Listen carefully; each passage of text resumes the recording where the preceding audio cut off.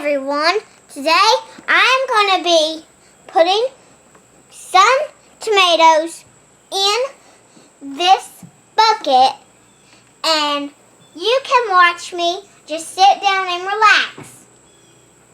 Time to begin.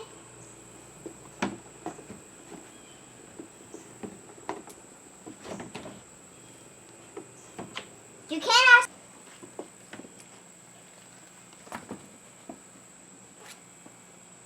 Really red ones, or the ones you think you can use, you can use them, probably. I'm thinking this one you can use, because all you have to do is cut the bad spot out. Hey, welcome back to our kitchen. It is still summertime. We still have plenty of tomatoes on the vine. Today, I'm going to make some Rotel. I've not made any of that yet this year. We've done lots of other things, but... Here's one. Okay, lay it over there. I've got my trusted little helper here, washing the tomatoes. And dunking them just for fun. Tell the camera.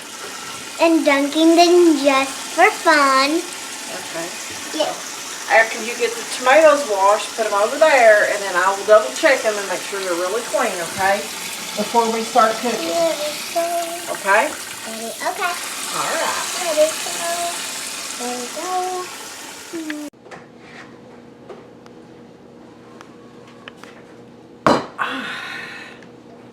Hey, I'm sitting here coring these tomatoes and cutting out any bad spots that might be in them. I'm making Rotel and I don't want skins in there. So I'm just cutting the core out. I'm making a quick little X on the bottom of these, and my water is almost up to a boil right here. Not quite, but almost. And as soon as that comes up to a boil, what I'm going to do is I'm going to drop my tomatoes in there for about a minute, minute and a half, long enough to loosen the skin. Then I'm going to drop it in a bowl full of ice water. That way I can peel the tomatoes and chop them up and put in our Rotel in a little bit.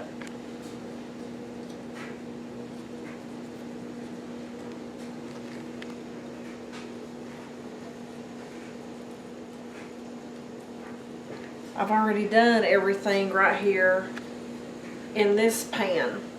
This pan right here still needs a little bit of TLC. I'll show you here in a couple of minutes whenever I start blanching what that process looks like.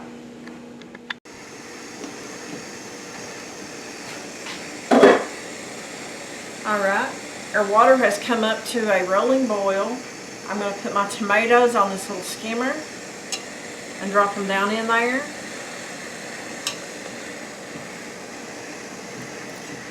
I can't exactly tell you how many, just until it looks about like that.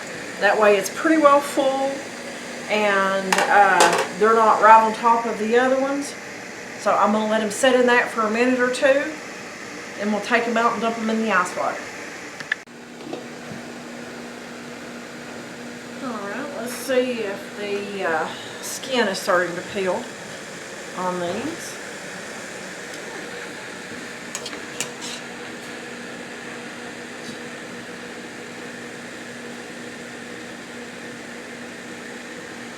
Not quite. We'll put it back in there for another minute or so, and then we'll check it again. Alright. Skins are peeling this time.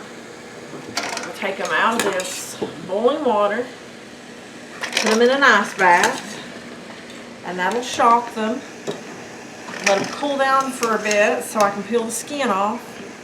That way I'll be able to chop them up and put them in our Rotel. Alright, I'm just going to continue the same step. I'm just going to continue the same step for the next several batches of the tomatoes, and I'll bring you along and show you what we're doing next. Okay, we're taking some of the tomatoes out of the ice bath and letting them drain. Try to get as much of the water off of them as possible. And this is the last batch. Let's see if they're ready. Not quite. We need to sit there another minute or two. This is what we have blanched and ready so far. All I have to do is peel them and chop them. And this is my big bowl of rejects.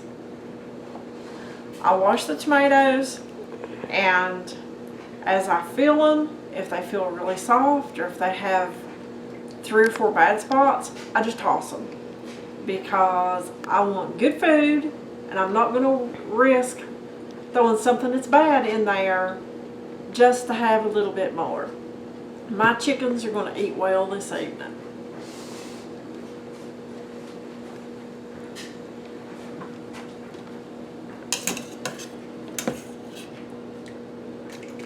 Alright, that's one more step complete.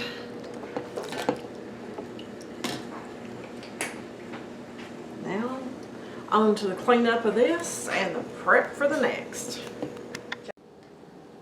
I've been peeling the skins off tomatoes. For the ones who have never done it before, you saw me score them, cut the core out, drop them in the hot water and then the ice bath. The skin comes off like this right here, and then you can just throw it away. It's super easy. And after I've got the skin off, I've been putting them in my tomato murderer, or excuse me, my little chopper. Looks like murdered tomatoes with all this red in there, doesn't it? Then I've just been chopping them up, getting them all the same size, and put them out in my big bowl right there to measure. Okay. The next step is to run to the garden and grab some fresh green peppers and some fresh hot peppers that I have grown this year. I'm not really sure what the hot peppers are. They are a salsa pepper, but they've got some heat to them. But we'll bring you along for that in a minute. Oh, the things I'm doing for my canning.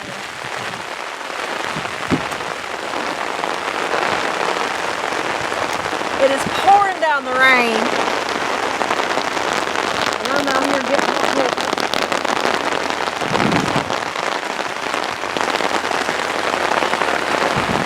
I sure hope that Rotel's worth it.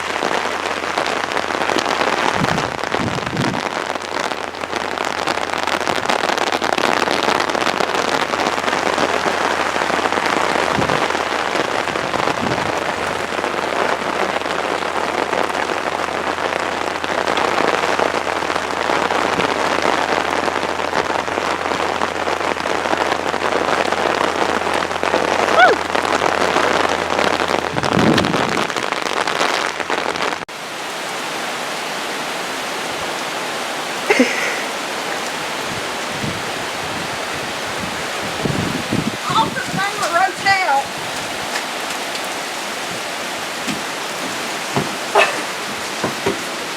Oh my goodness. Where did that rain come from? I mean, really, that is crazy.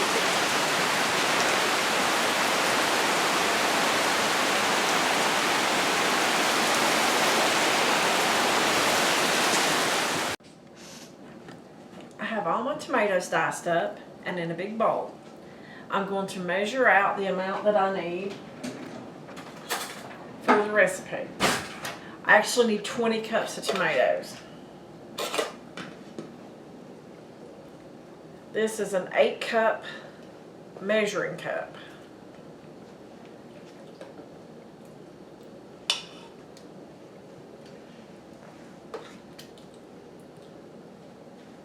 Okay, there's 8.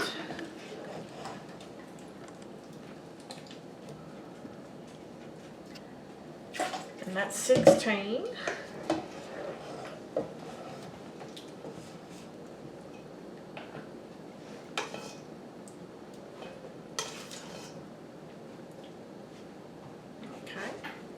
And there is the last 4. Okay. Now I need some bell peppers. I've been chopping up my peppers and my hot peppers. I have a few bell peppers already in my measuring cup right here. I need a total of 2 cups.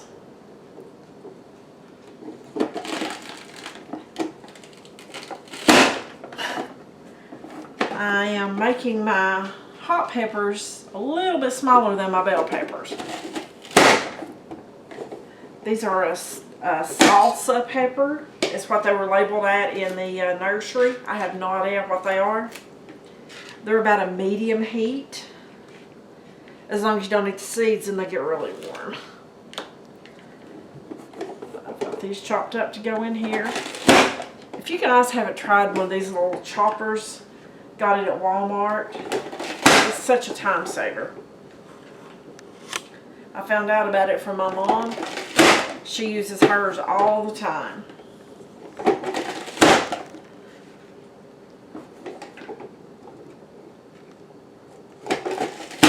Alright, let's measure and see how close to 2 cups that we are.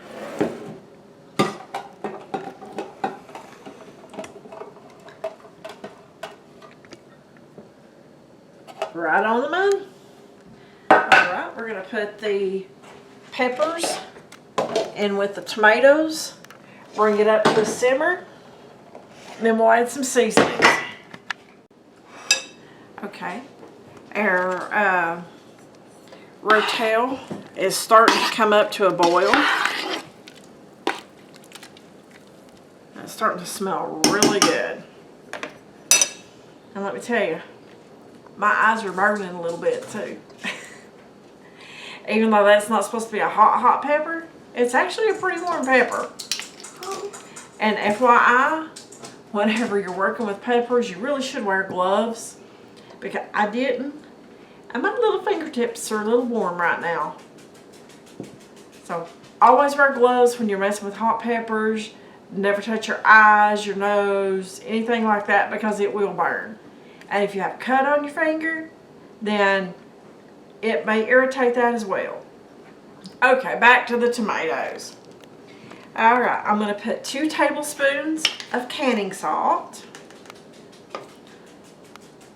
Okay, and that's a teaspoon. Okay, we're going to put 2 tablespoons of canning salt. 1.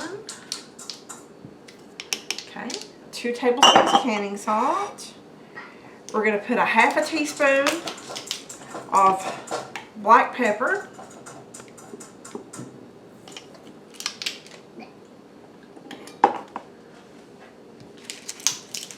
We're going to put 2 teaspoons of oregano.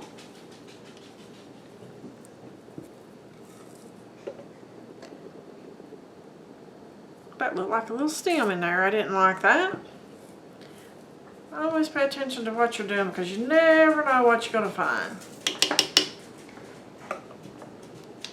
And 1 teaspoon of coriander.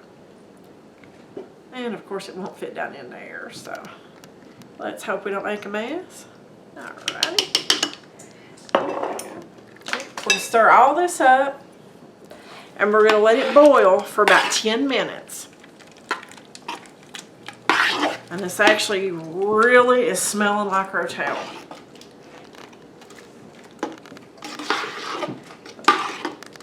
Okay. While this is boiling, I'm going to get my lemon juice.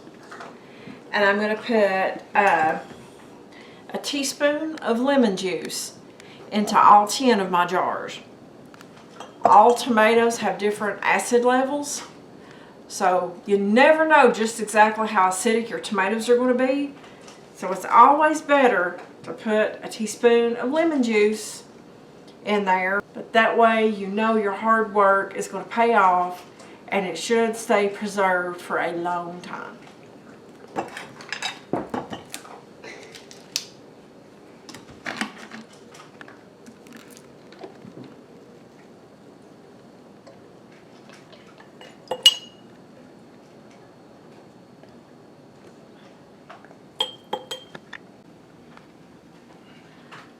The Rotel has been boiling for about 10 minutes and it's nice and cooked down. So if you want to take a good close look at this, it smells excellent. My boys think it smells and tastes like salsa. Yeah, we had to sample the juice. It's really good. It's got a kick to it, not too hot, but we really liked it. So what I'm doing here is I'm putting it in the jars. I've already put my lemon juice in there.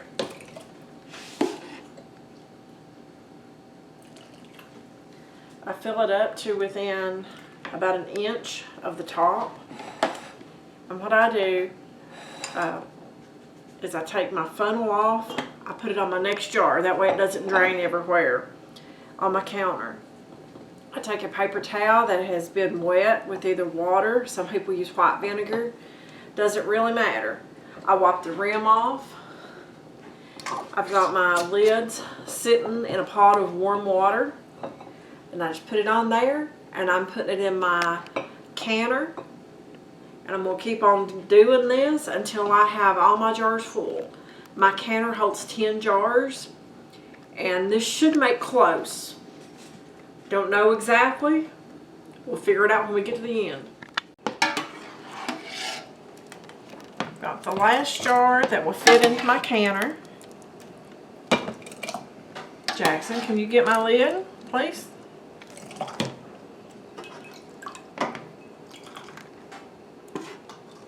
Keep it together, please. Okay, thank you. Good job. Okay, I'm going to wipe my rim off again. That way we don't have anything on there. Okay, finger tight. Put it in my canner. Sometimes you got to do a little adjusting to get the 10 pints in there. There we go. Okay, I have hard water, so I always add lemon juice. I've done too much with lemon juice today. Get out of the water. He's playing in the water. I always add white vinegar. That way you don't get the film on your jars. I put probably a ½ cup or something like that in there. Then I'm going to finish filling this up to over top of the jars.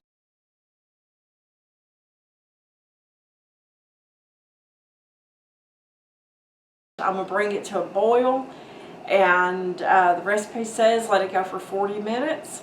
So after 40 minutes we'll pull it out and hopefully we'll have 10 sealed jars of Rotel.